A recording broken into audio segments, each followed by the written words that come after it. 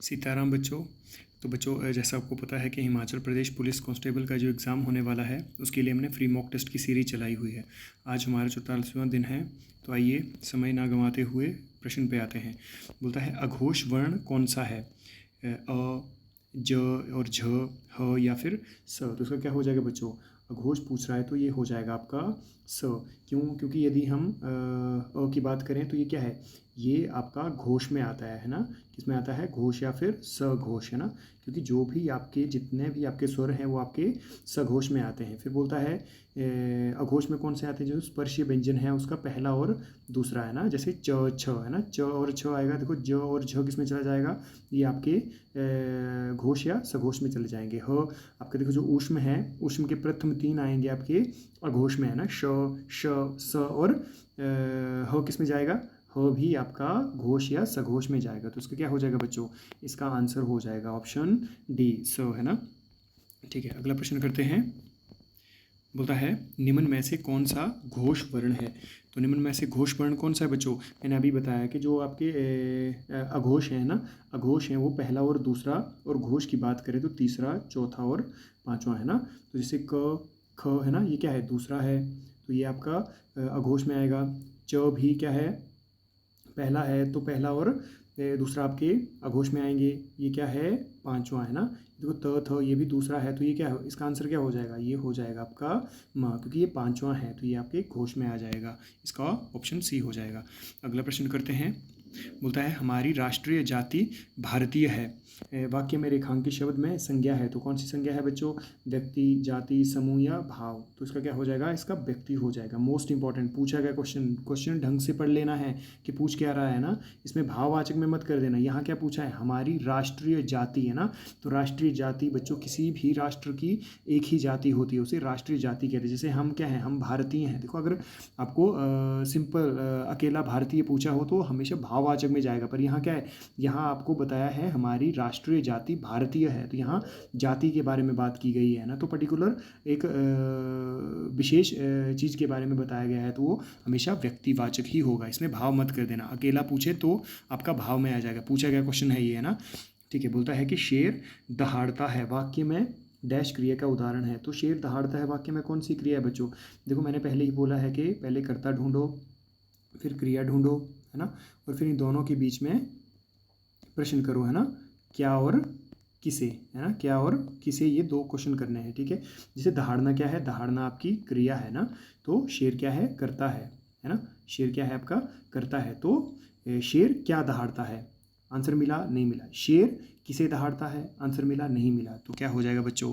जब आंसर नहीं मिले तो हमेशा किस में चला जाएगा? फिर अकर्मक में चला जाएगा। बोलता है घड़ी संज्ञा का कौन सा प्रकार है? तो जो घड़ी है वो संज्ञा का कौन सा प्रकार है बच्चों? जातिवाचक, भाववाचक, समूहवाचक या व्यक्तिवाचक। तो देखो घड़ी विभिन्न प्रकार होते हैं घड़ियों के, तो उसमें क्या हो जाएगा? ये जातिवाचक हो जाएगी कि भाई दीवार पे लगाने वाली घड़ी या आपके कलाई पे लगाने वाली घड़ी, और भी विभिन्न प्रकार की घड़ियाँ होती हैं ना। ठीक है, अगला प्रश्न करते हैं। देखो इस मुझे एक मेरी स्टूडेंट का कमेंट आया था, है ना? उन्होंने मैसेज किया था कि सर ये जो इस तरीके के क्वेश्चन है ना पदबंध से संबंधित, है ना, तो उनको करने के लिए बोला था। तो मोस्ट इंपॉर्टेंट है ना, इनको अच्छे से समझ लेना है ना, मोस्ट इंपॉर्टेंट है ये। बोलता है निम्न वाक्य में रेखांकित किए हुए भाग में कौन सा पदबंध है ना? देश भर में दलित अब बेरोजगार नहीं रहेंगे, है ना? तो देश भर में दलित अब बेरोजगार नहीं रहेंगे वाक्य में कौन सा पदबंध है? तो कौन सा है? क्रिया विशेषण, संज्ञा पदबंध, सर्वनाम पदबंध या क्रिया पदबंध। तो इसका क्या हो जाएगा बच्चों? इसका हो जाएगा संज्ञा पदबंध। देखो इनको पहचानने की क्रिया क्या है? देखो बोलता है कि जो भी आपका पदबंध दिया हो, या तो पदबंध के शुरू में या फिर अंत में, है ना, देखना है कि कौन सा शब्द, जैसे संज्ञा से संबंधित शब्द होगा या सर्वनाम, विशेषण, क्रिया, जिससे भी संबंधित शब्द, है ना। पूरा पदबंध अगर संज्ञा से संबंधित है तो पूरा पदबंध संज्ञा का काम करता है ना। अगर क्रिया से संबंधित है तो पूरा पदबंध क्रिया का काम करता है। विशेषण से संबंधित है तो पूरा पदबंध विशेषण का काम करता है ना। और यहाँ बोलता है या तो वाक्य के शुरू में होगा या फिर वाक्य के अंत में होगा वो शब्द, है ना। तो यहाँ क्या है, दलित, है ना। तो ये दलित, है ना, ये पूरा जो बाकी पदबंध है वो पूरा इसी के ऊपर डिपेंड है ना। तो क्या है, संज्ञा है। जैसे पूछ क्या रहा है, बोलता है कि देश भर में दलित अब बेरोजगार नहीं है। तो दलित क्या है, दलित आपकी संज्ञा है। और देश भर के, है ना, देश भर के डिपेंड किसके ऊपर है, दलित के ऊपर, के देश भर के दलित, है ना। तो क्या है, वो संज्ञा पदबंध को दिखा रहा है। किसको दिखा रहा है बच्चों, संज्ञा पदबंध को दिखा रहा है। वाक्य में ये चीज़ देख लेनी है ना, वाक्य में ये चीज़ देख लेना कि किससे संबंधित, वो पूरा पदबंध किसका काम कर रहा है, संज्ञा का, सर्वनाम का, विशेषण का, क्रिया का या अव्यय का। या फिर देखो अव्यय में तो वही है कि क्रिया विशेषण भी उसी में समाहित हो जाएगा, और भी अव्यय के जितने भी प्रकार हैं उससे संबंधित सारी चीज़ें मैं लेकर आया हूँ, ये PYQ आपके लेकर आया हूँ, ठीक है। और ये पूछे गए क्वेश्चन है, ठीक है। ये मेरे स्टूडेंट ने ही मुझे भेजा था, तो चलो ये भी मोस्ट इंपॉर्टेंट है ना, ये कर लेना, अच्छे से समझ लेना इसको, है ना। ठीक है, बोलता है कि सुबह से शाम तक वह बैठा रहा, रेखांकित शब्द कौन सा पदबंध है। देखो अभी थोड़ा बहुत समझ आ गया होगा, तो इनको करने की कोशिश करना। बोलते हैं सुबह से शाम तक वो बैठा रहा, रेखांकित शब्द कौन सा पदबंध है, अव्यय पदबंध, संज्ञा पदबंध, सर्वनाम पदबंध या विशेषण पदबंध। तो देखो सिंपल सी बात है, सुबह से शाम तक, सुबह और शाम, ये क्या है, ये किसको क्या है, ये अव्यय है। तो किस में चला जाएगा, ये अव्यय पदबंध। ये बाकी इन्हीं के ऊपर डिपेंड है ना, ये क्या है, बाकी इन्हीं के ऊपर डिपेंड है। तो क्या हो जाएगा, ये अव्यय पदबंध हो जाएगा, है ना। इनको ऐसे ही करना बच्चों, है ना। ये और भी प्रश्न हैं, इनको भी अच्छे से समझ लो और कर लो, ठीक है।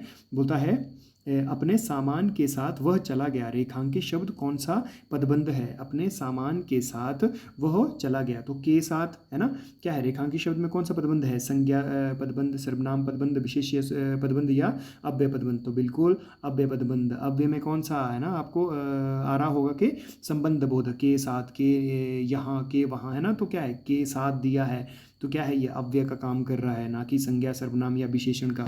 समझ गए। अब तो मुझे लगता है कि आप अच्छे से सारे क्वेश्चन बना लेंगे ना, कहीं से भी क्वेश्चन आए बस उस पर ध्यान देना है ना। स्पेशली संज्ञा से संबंधित हो तो बेटा संज्ञा देख लेना, या तो वाक्य के पहले होगा या वाक्य के लास्ट में होगा, और सारी चीज़ें आप उसी से ही आप पहचान लेंगे। बोलता है कि चोट खाए तुम भला क्या खेलोगे, रेखांकित शब्द में कौन सा पदबंध है, तो चोट खाए तुम, है ना।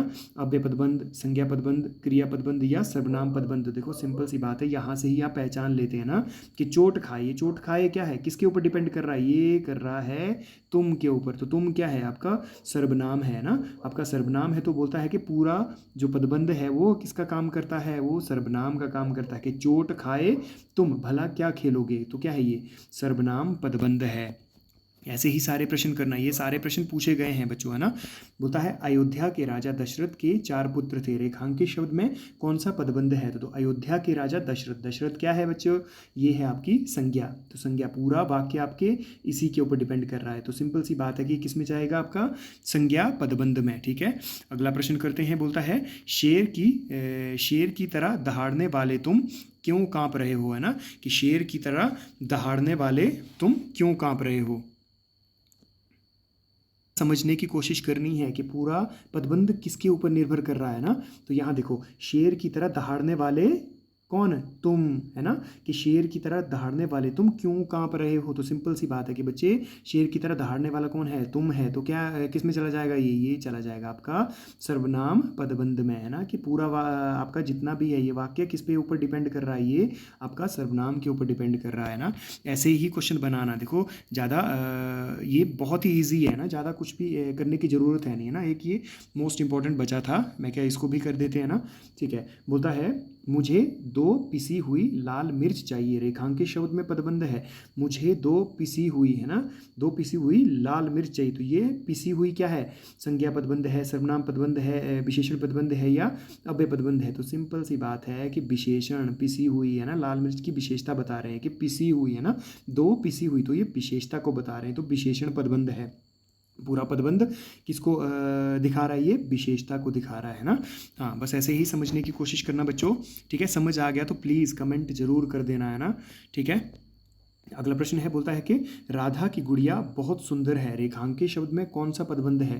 तो राधा की गुड़िया बहुत सुंदर है, तो कौन सा पदबंध है? संज्ञा पदबंध, सर्वनाम पदबंध, विशेषण पदबंध या क्रिया पदबंध? तो इसका बच्चों क्या हो जाएगा? विशेषण। की बहुत सुंदर क्या है? विशेषता के राधा की गुड़िया बहुत सुंदर है, तो क्या है?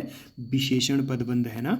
ठीक है, अगला प्रश्न करते हैं। बोलता है कि आकाश से बातें करना का अर्थ है। तो आकाश से बातें करना का क्या अर्थ है बच्चों? बहुत तेज दौड़ना, बहुत ऊंचा होना, आकाशवाणी होना या बहुत घमंडी होना। देखो, आकाश से बातें करना, इसका होगा बहुत ऊंचा होना, ना कि बहुत तेज दौड़ना। ये होगा हवा से बातें करना, है ना। हवा से बातें करना होगा तो तेज दौड़ना होगा। यहाँ क्या है कि आकाश से बातें करना, तो क्या है? बहुत ऊंचा होना, है ना। अगला प्रश्न करते हैं। बोलता है कलम तोड़ना का अर्थ है ना। तो कलम तोड़ना का क्या अर्थ है? क्रोध दिखाना, बहुत सुंदर लिखना, भद्दी चीज़ें लिखना या बहुत मेहनत करना। तो क्या होगा? बहुत सुंदर लिखना। जैसे मेरी लिखाई है ना, मेरी लिखाई आपने देखी होगी, मैं कलम तोड़ देता हूँ ना।